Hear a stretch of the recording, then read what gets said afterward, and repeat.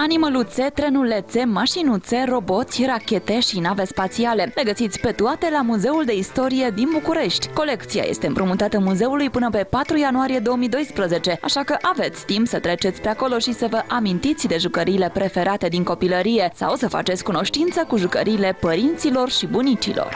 Colecția mea cuprinde foarte multe, 10, 11, 12.000 de jucării, probabil că încă o să mai îmi ia ceva timp numai să le număr. Dar pentru această expoziție am selectat câteva sute mai reprezentative și în deosebi unele legate cu tematica anului nou, de Crăciun. Chiar am adus o mini-colecție de ornamente de brad și de beculețe de instalații din anii 30, deci unele din cele mai vechi care le-am regăsit în țară. Aici avem o mică parte, o parte din colecția mea de suflet, să zic, jucării românești, deci spre deosebire de alții colecționari care strâng valori autentice, jucării catalogate,